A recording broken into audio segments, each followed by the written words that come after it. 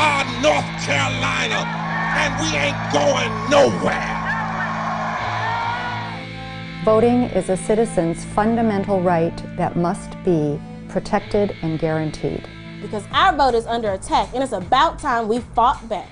Because not only do Black lives matter, our right to vote matters as well. Voter suppression and the recent Supreme Court decision which did away with the pre-clearance provisions of the Voting Rights Act of 1965. All of these have a profound impact on the African American community, on the elderly, young people, and the poor. We will continue to march until these rights are fully restored. And it's the best way for my local community to join the statewide community to fight for voting rights. And if we are to have a democracy that is truly of, by, and for the people must stay engaged and speak up and let their voices be heard. Finally, when 50 years after Selma, after Bloody Sunday, after the sacrifices of death and tears, we find ourselves having to declare that North Carolina is ourself. When we see an all-out attempt to abridge and deny the right to vote, when there is more commitment to protect and expand the ability to own and carry a gun, even on a college campus, than there is to protect and expand the right to vote, we have a hard problem. North Carolina is ourselves.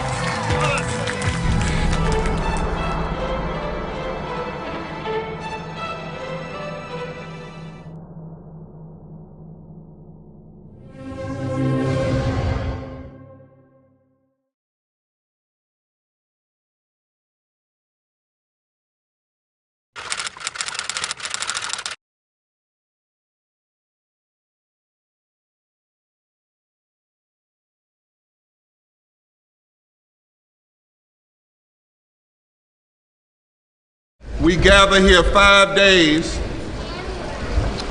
after the 52nd anniversary of the death of Medgar Evers, yes, sir, who was fighting for voting rights. We gather here 8 days before the second anniversary of the wrong-headed Shelby decision by the U.S. Supreme Court. Today's demonstration is a continuing series of the Moral Monday protests in response to an avalanche of extreme policies, not Republican or Democrat, but extreme policies passed by extremists who are posing as Republicans, but not following their leader, President Lincoln or Eisenhower or Teddy Roosevelt, their founders, or even J.W. Hood of 1868. They have passed slashed education budgets, jobless benefits, raised taxes on poor working people by cutting earned income tax credit, rejected more than 500,000 people being insured through Medicaid expansion, which is actually causing people to die, shifted the state tax burden to the lowest paid workers, and shifted fees to the lowest paid workers. They have attacked women's rights, labor, the LGBTQ community, immigrants, students, and environmental justice. Even while our Constitution has said for 147 years that all people have a right to equal protection under the law.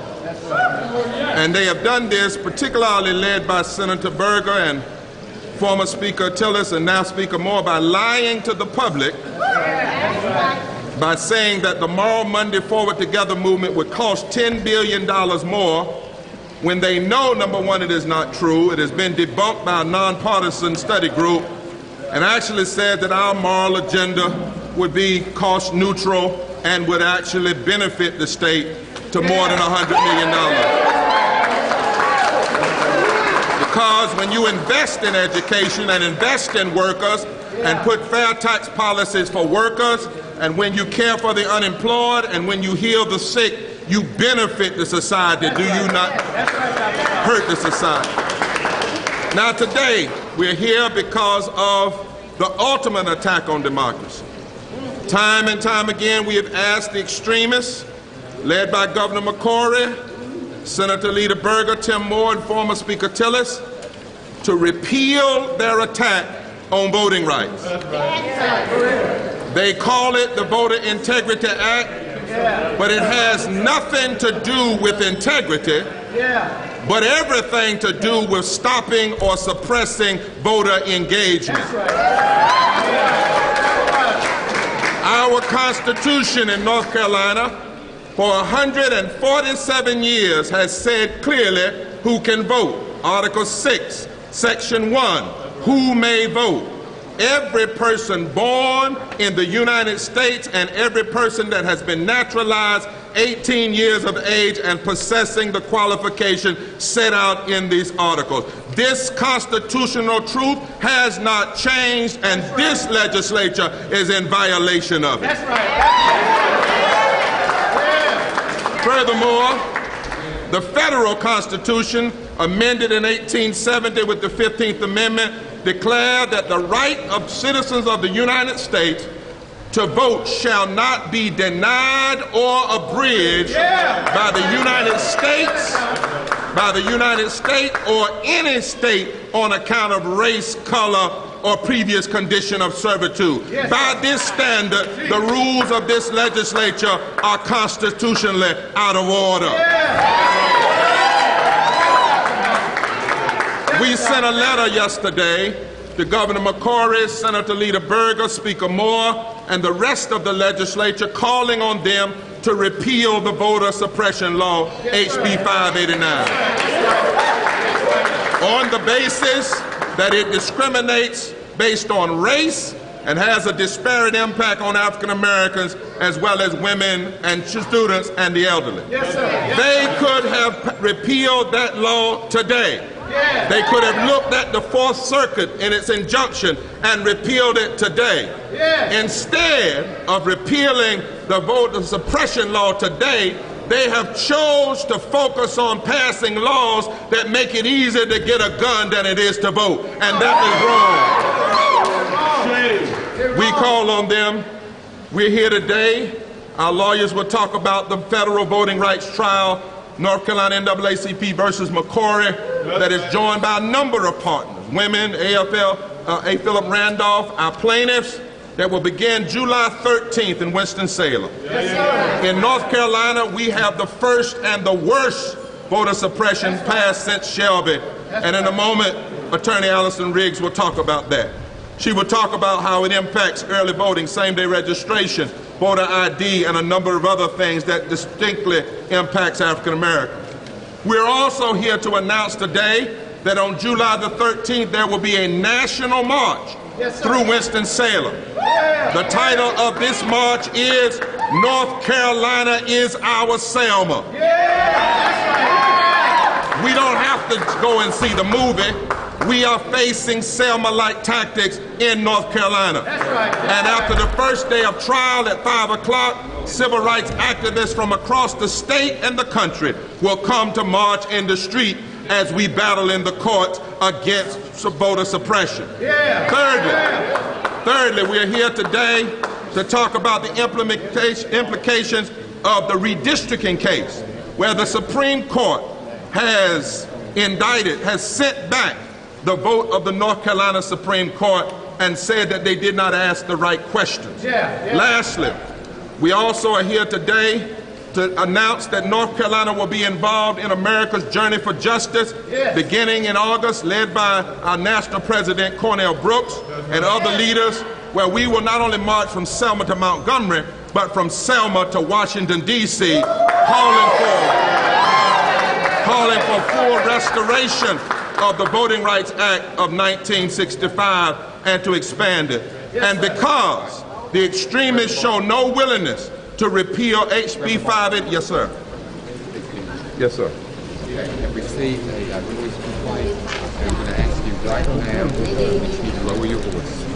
If you do not do so, I'm going to have to ask you to leave. And if you do not leave, I will place you on that. They've said that we have a noise complaint on our First Amendment rights, and I'm too loud and we're too loud. And if we don't stop that, they will arrest us. I don't know what the level is. So we have come here today to say that because the extremists show no willingness to repeal 589, we will engage in an act of conscience inside the General Assembly. Yes, sir. Officer Brock and others, we want to stay in the building because they are trying to lock out North Carolinians from the voting booth. In Florida, they stayed in the building 31 days without arrest. In Wisconsin, they stayed in the building for weeks without arrest. We believe it's a violation of our constitutional rights to arrest us in a building we own and lock us up. So we didn't come to get arrested, but if you do want to arrest us, we will submit. Let me ask now Allison Riggs to talk to the press about the redistricting bill. That's right. Allison. Do you want me to go? Yeah. Voting rights and political participation in North Carolina are under attack, and they're under attack for a reason we can tell. In the late 1980s, North Carolina ranked 48 out of the 50 states for turnout. By 2012, North Carolina was 11th. And we can look in even more detail about what that change in turnout, who came out and voted, and that's why political participation is under attack now. In 2000, North Carolina ranked 43rd in young voter registration. In 2012, North Carolina ranked 8th. Young voters came and turned out. In 2000, North Carolina had only less than 42% of eligible African American voters turn out to vote, but by 2012, it was almost 70%. African American voters were participating, and that's why we saw attacks on political participation. The attacks on political participation have been multi-pronged. The voter suppression bill, which Reverend Barber just talked about, is a central piece of voter suppression, but the North Carolina redistricting plans passed in 2011 are also an example of that. In 2011, the legislature drew 23 egregiously non-compact, majority black state house districts allegedly to protect the interests of black voters over the opposition of the NAACP and other black voters. Before that, there had only been 10 majority black districts, and a large number of African American representatives were being elected anyway because North Carolina had made progress in building cross-racial coalitions. They did a similar thing in the Senate. 10 grossly non-compact majority black Senate districts, taking black voters out, breaking up communities, packing them into a small number of majority black districts, and limiting their ability to participate. This is fencing voters into electoral districts based solely on the color of their skin, without any justification under the Voting Rights Act, and using a cynical and grossly wrong interpretation of the Voting Rights Act to set back the efforts of voters of color. It's wrong. It's being fought in the courts. The U.S. Supreme Court has sided with us and will continue to fight this fight as only one piece of fighting back against voter suppression in North Carolina. Thank you, Attorney Riggs. Adam Stein, Attorney Stein. Derek. In addition to the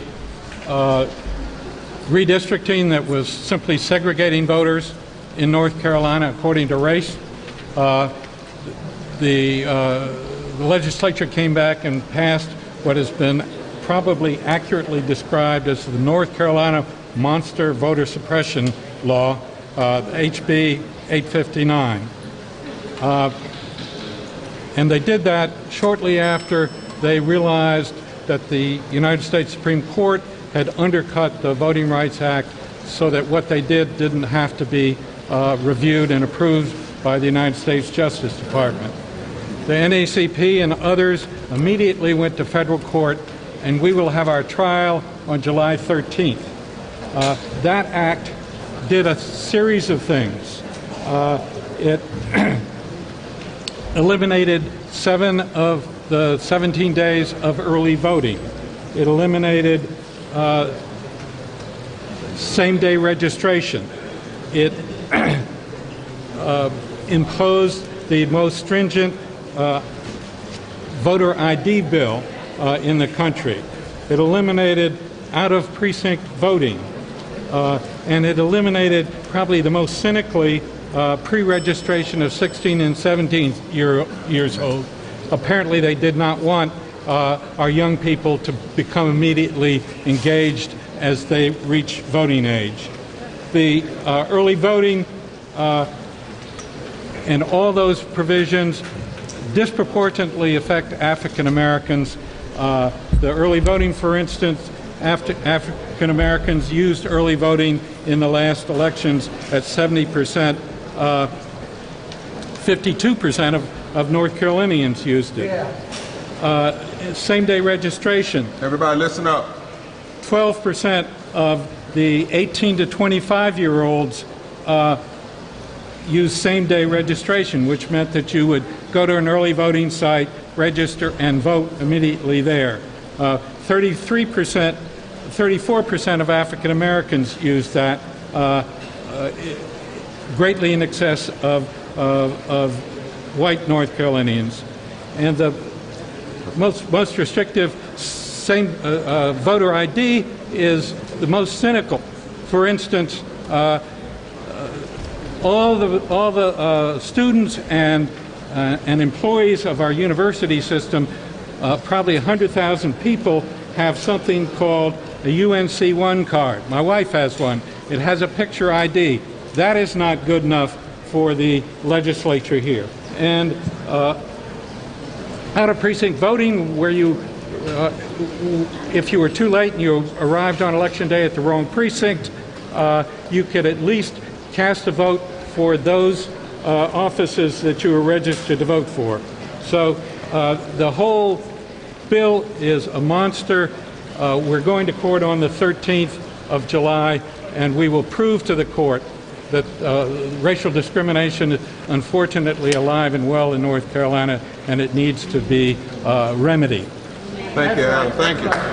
To the members of the media, please note that this is the first and the worst voter suppression after Shelby. Yeah. And what makes it so bad in North Carolina is it's on top of the worst redistricting we've seen in the country. That's right. And that we are not talking about preventing North Carolinians from using laws to open the voting.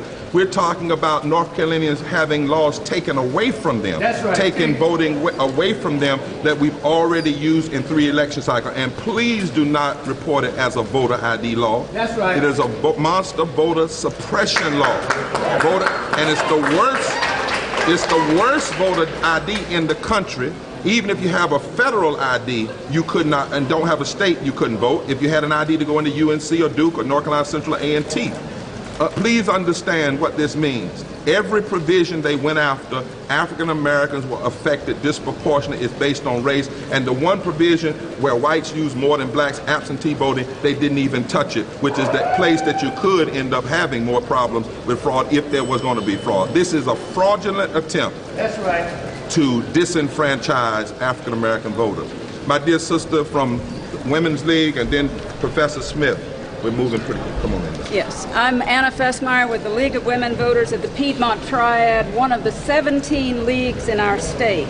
In 1920, 72 years after the struggle to let women vote began, the 19th Amendment to our Constitution was ratified. In 2020, the League of Women Voters will have been fighting for the rights of voters from all political parties and the unaffiliated for 100 years. This is the most important constitutional right we have, as it alone can ensure that we may maintain our other rights. When the vote is suppressed, democracy withers. In North Carolina, it began to wither in earnest in 2013 with the passage of the Voter Identification Verification Act, which someone with a great sense of humor put in the subtitle, An Act to Restore Confidence in Government. This act that disenfranchised thousands of North Carolina voters in the 2014 election came about, its backers said, as a means of combating widespread voter fraud. That there is little evidence of voter fraud didn't deter them. Check out the online Washington Post blog, whose headline said, "A comprehensive investigation of voter impersonation finds 31 credible incidents out of 1 billion ballots cast." Voting troubles in 2014 in North Carolina are detailed in this report, just published by Democracy NC, and it's entitled "Alarm Bells from Silenced Voters." It concludes from the data supplied by poll monitors, and I happen to have been one of those, that the 2013 law reduced turnout in 2014 by 30,000 voters. Many people found long lines and wait times made worse by the loss of straight ticket and out-of-precinct voting. Many who had registered at the DMV and elsewhere were surprised to find there was no record of them on the voter rolls. With the elimination of same-day registration, they had lost the safety net that would have protected them in the past.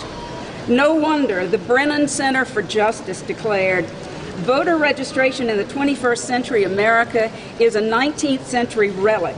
Perhaps no other government system is so antiquated, so bureaucratic, and so rife with error." Our legislature responded to this broken system by cutting the budget of the Board of Elections. The disenfranchisement of North Carolina voters has extended down to the county and city level.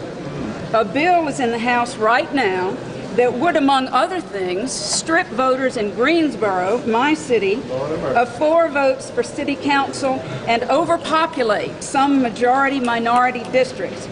To their eternal credit, principled Republican legislators in the House, John Blust and John Hardister, are working now to persuade their colleagues to oppose Senate Bill 36 unless the citizens of Greensboro get to vote in a referendum. I challenge every one of you to follow their lead and enlist in the fight to ensure that all citizens in your community can exercise their right to vote. Thank you. We have 2 more speakers.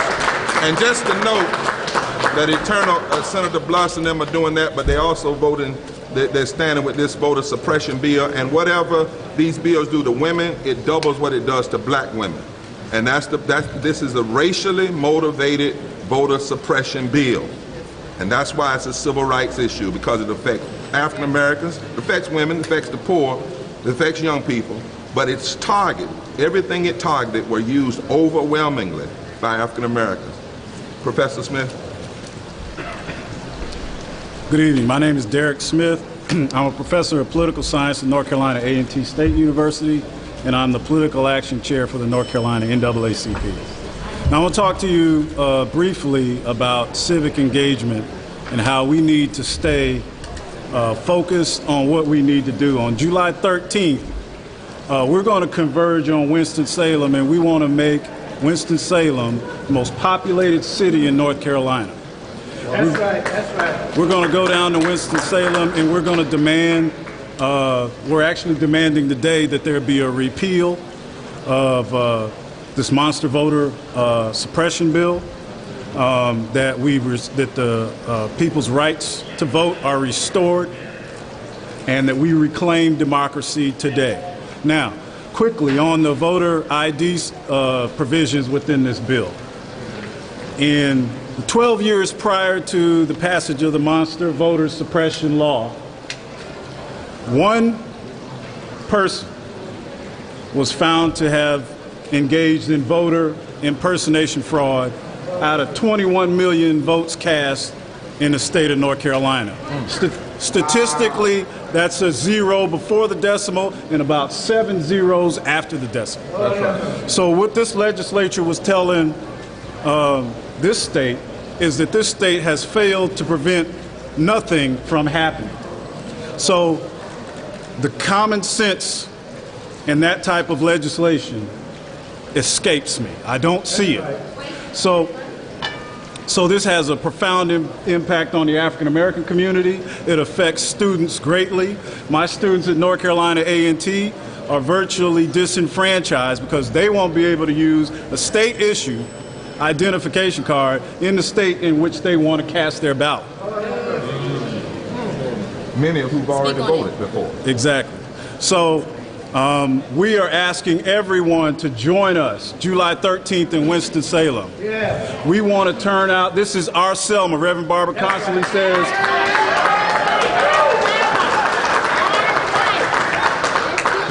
North Carolina is this generation's Selma.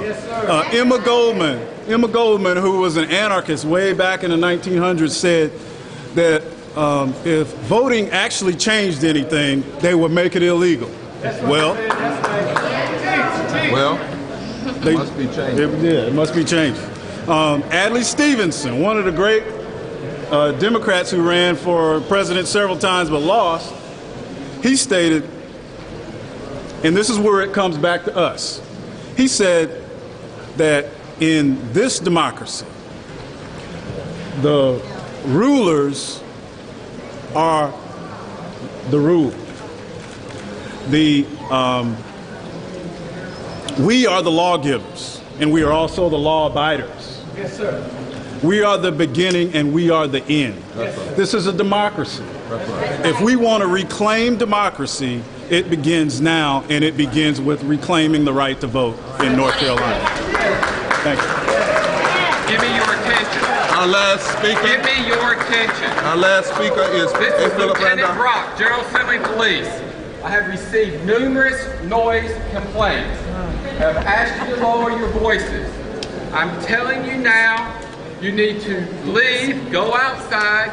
The permitted area is open, and you can continue with your rally or demonstration. If there are any further outbursts, you're subject to be placed under arrest. Those of you that are here, what they're saying is that your First Amendment means that you can only speak as loud as they say you can speak. That's not constitutional. Some of us have said we will refuse to give up that right. We are willing to go to jail, and we're not going to accept bail. If you are joining that, if you made that decision, but this is a very serious moment. They are literally saying that they can determine in a press conference how loud you can talk. So they want to take the right to vote. Now they want to take the right to speak. The First Amendment says you have a right to free speech. The judge has ruled that this is public space. And so we have one more person in our press conference. You can make your own conscientious decision. We didn't come here to get arrested, but we are not going, I don't know about others, going to give up my First Amendment right because of some rules that are unconstitutional. That's right. Good evening. I don't talk that loud, so maybe I won't get arrested. My name is Melvin Montford. I'm the Executive Director for North Carolina A. Philip Randolph Institute.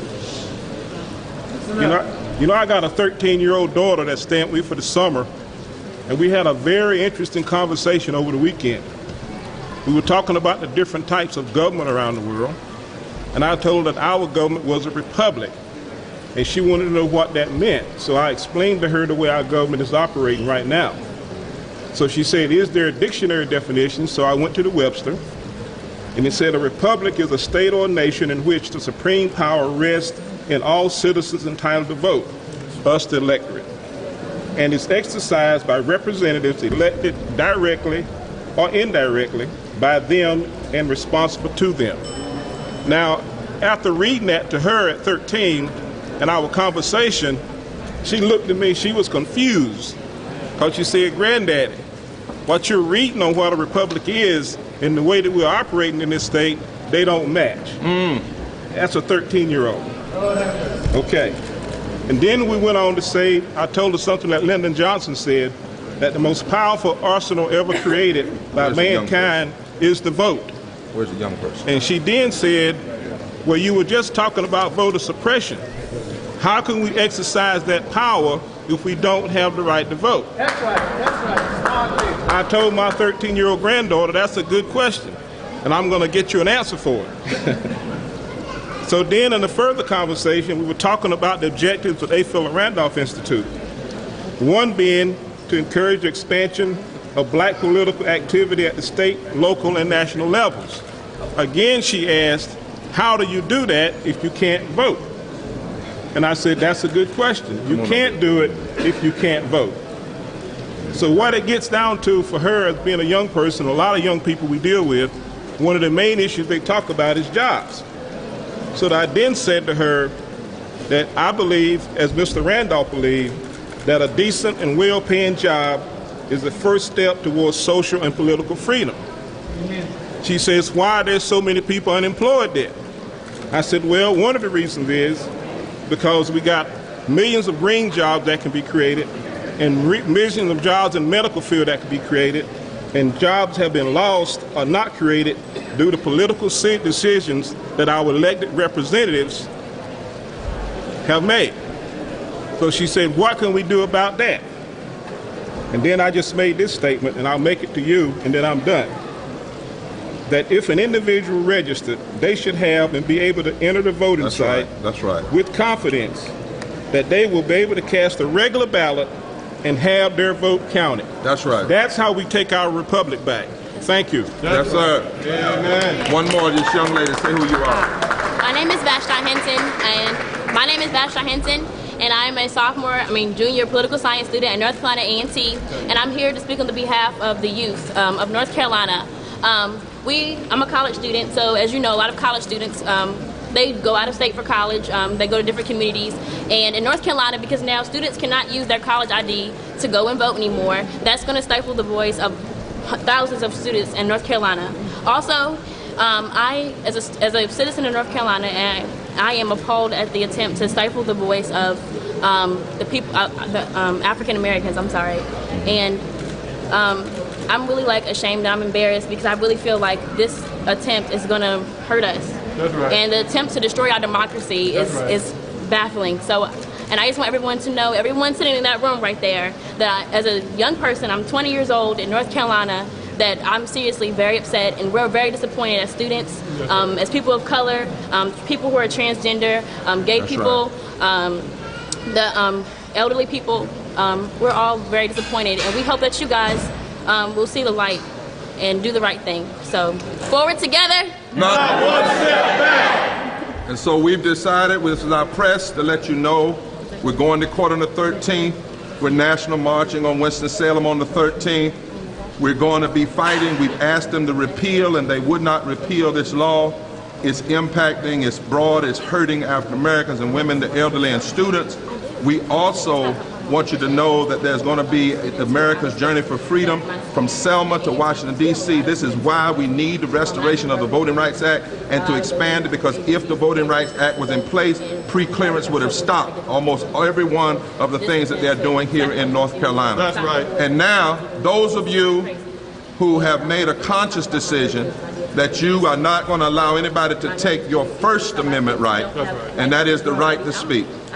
There are those of us, if you would come up close, and others, I don't know what you made in your own prayerful, but some of us have said, you are not going to take our First Amendment. You cannot tell us how loud, but you're going to tell us one person can complain, and that means we have to leave when the Constitution says we have a right to petition our government. It doesn't say at what level, it doesn't say at what voice level. They're still doing their business on the inside. They arrested us 2 years ago. We had records that no matter what we did, they're doing their business, but you're not going to take my right to speak. It's a God-given right. It's a constitutional right. It's immoral for Senator Berger and Moore and the people to order these policemen, the very policemen that we're fighting for, many of them, so that they can get labor rights. That's right. And they want to say to us that if you raise your voice, it's your decision. Yeah. But for some of us, we've already made our decision. That's right. The Bible says clearly in Isaiah 10, woe unto those who legislate evil and rob the poor of their rights. Let the people vote. That's right. Let the people vote. Woe unto those who legislate evil and rob the rights of the poor. Let the people vote. Let the people vote. Woe unto those who legislate evil and rob the poor of their rights. Let the people vote. Let the people vote. Woe unto those who legislate evil and rob the poor of their rights. Let the people vote. Let the people vote. Nobody has a right to deny and abridge the right to vote. Let the people vote. Let the people vote. Anybody 18 born or naturalized in these United States shall be eligible to vote. Let the people vote. Let the people vote. Woe unto those who legislate evil and rob the poor of their rights. Let the people vote. Let the people vote. Let the people vote. You cannot have our right to vote. This is a democracy. It's not an empire. This is a democracy. It's not an empire.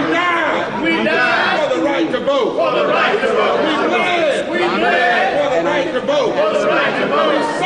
We suffered for the right to vote. We will not give it up. Not now. Not ever. Not now. Legislature. Constituted. Here. By bad redistricting. And they are passing bad laws. That violate our Constitution. We stand on the shoulders of the martyrs. We stand on the shoulders of Medgar Evers and Fannie Lou and Dr. King and Viola Louisa and Swanner and Cheney and Goodman. They stood then. We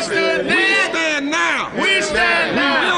We will not allow them to take our right to vote. Woe unto those who legislate evil and rob the people of their right to vote. Woe unto those who legislate evil. We've got enough puffs to I can't do it behind my back. I can't do it behind my back. Woe unto those who legislate evil, rob the rights and rob the poor of the poor. Woe unto those who legislate evil. We stand. We will not back up. We will not turn around. Stand for justice. Guys, I need you to sit back a little bit. It's too tight. We will resist. I don't want to arrest you now. Do not give me room to work. I'm going to ask you to leave and place you under arrest. So back up. I won't warn you again.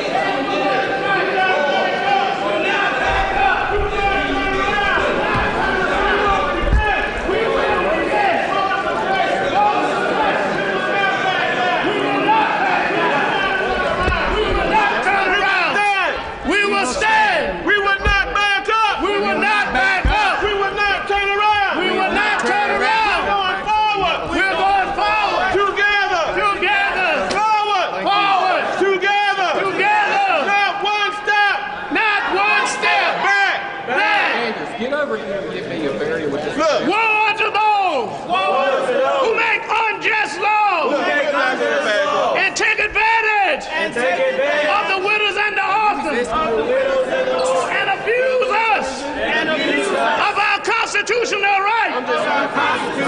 We have a right to vote.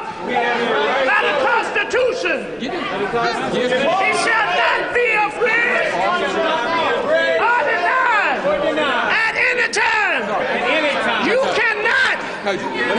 Stop us from voting. You cannot stop us from exercising our constitutional right. No, we got multiple cuts. 50 years ago. 50 years ago. 50 years ago. 50 years ago. People who we idolize, that we teach our kids to give a day after, have their heads busted open over voting. Building is second. Building, everybody gets second. Building is second. Has an historic reference towards history. Start with this guy here. I got it.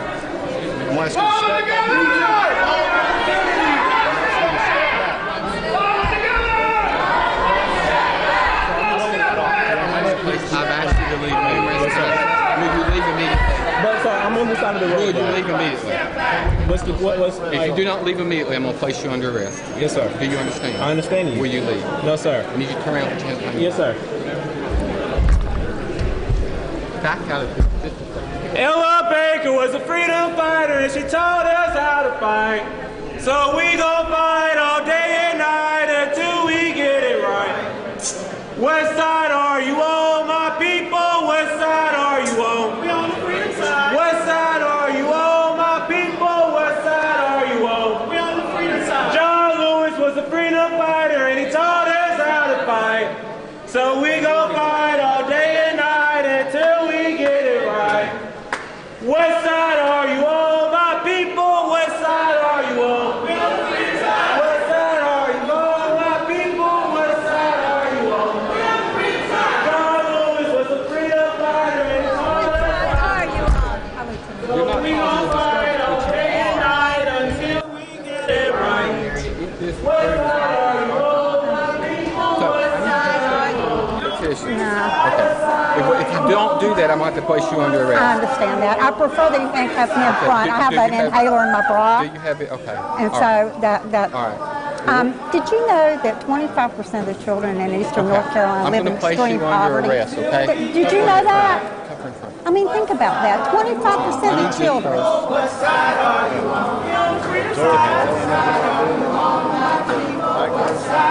Thank you.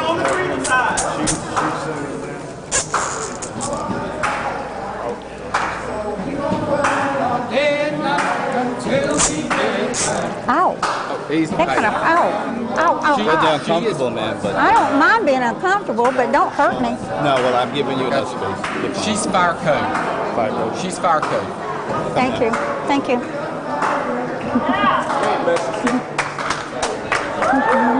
Hi, Eric. Hello. What side are you on? What side are you on? If they put me under arrest, that's what they need to do. Okay, I am Lieutenant Brock. You are in the fire code area. If you do not step behind the designated area, I'm going to place you under arrest because this room is occupied. I see. Okay. Okay, all right. Well, you're under arrest. All right. Go ahead.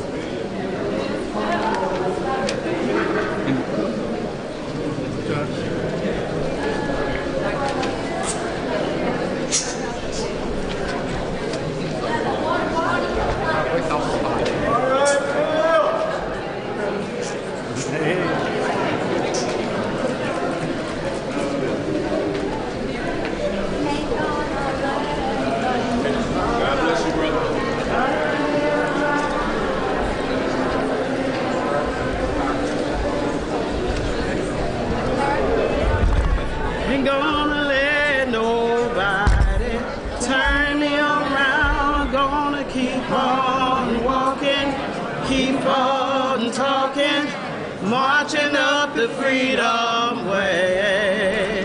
Ain't gonna let nobody turn me around, turn me around, turn me around.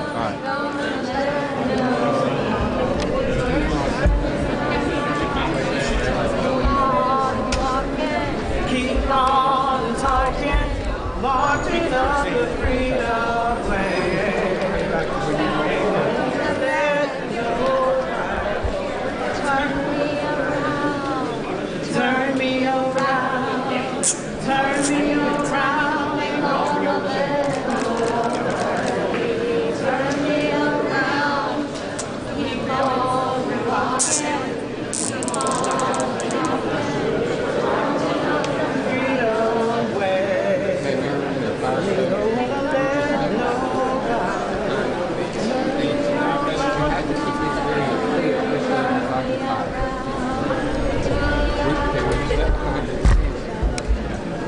right, well, I need to place you on this. The higher you build your barriers, the taller we'll become. The further you take our rights away, the faster we will run. You can't deny me, you can't decide to turn your face away. The more you refuse to hear my voice, the louder I will sing. You're hiding behind those golden doors. Your lies will come tumbling. Deny my place in time. No, I have to be cuffed in the front. I'm not going to be cuffed in the back. I'm not. I can't. Yes, I can dictate. Do you see that I have an injury? And you need to stop bending my wrist. You need to stop bending my wrist. I have an injury in my foot, and I cannot be cuffed in the back. Will you hear my attorney? Will you hear my attorney? Listen to my attorney. If I fall and I'm cuffed in the back, you're liable. I have a fractured foot. I have a fractured foot, and I cannot be cuffed in the back. We're going to walk with you. Deny my place in time. You squander wealth that's mine. My light will shine. Oh, there's something inside so strong. I know that I can make it, though you're doing me wrong, so wrong. You thought that my pride was gone, but oh no, there's something inside so strong. Oh, something inside so strong. The more you refuse to hear my voice, the louder I will sing. They're hiding behind those doors. We got two officers who make it. Cannot dictate to us how they get arrested. I'm not going to tell you that. Thank you! Thank you!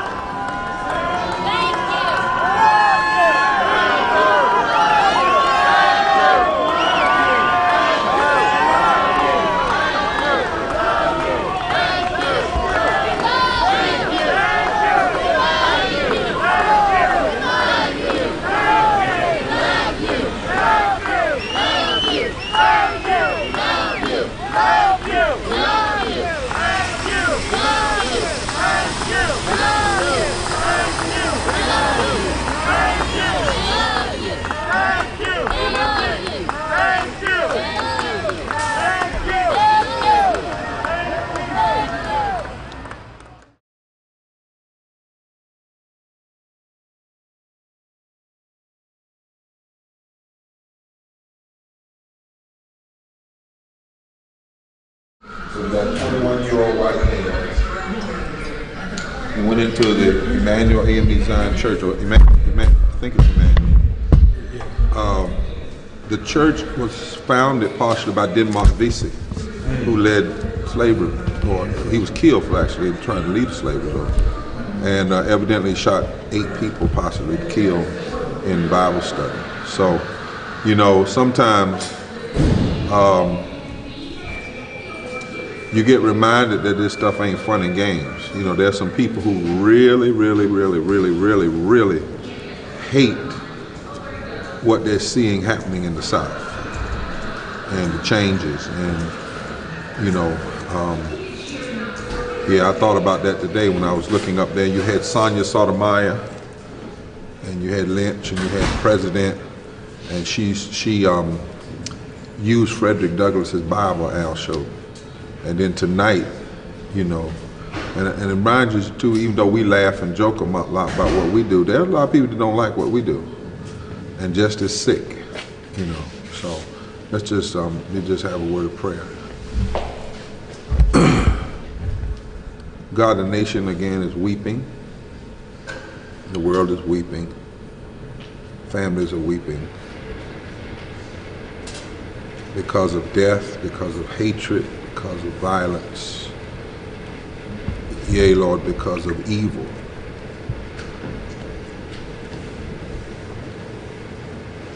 Evil we do not understand, but we comprehend it because it's so real. And we know it's real. But somehow in the midst of the evil, help us not to give into it. We don't know what tomorrow holds. We don't know all of the facts of what has happened in South Carolina. But we know that the demonic spirit of death and the attitudes that seek to kill opportunities and kill rights, the attitudes that suggest that black and brown and poor people are the problems of the world, can unleash sometimes a deadly spirit. Help us, God, somehow in the midst of the death to still be people who believe in life and who believe in love and who always believe in liberty and freedom and equality of all people. God, whatever we need for the days to come, for the facing of this hour, grant it to us, and not only to us, but to all who care about justice. For we know that there is a spirit that would rather us kill each other than love each other. And we join in our faith to work to cast down that spirit and to never give in to it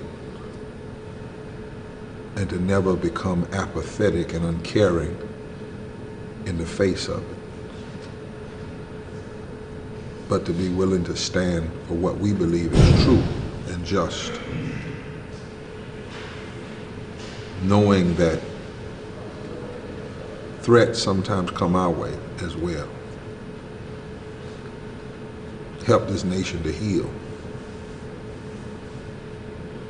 Help us to turn from our violence and wickedness and trust a better way and to seek higher ground. For we ask it in the name of God, who's called by many names, but the one God who has created and made us all.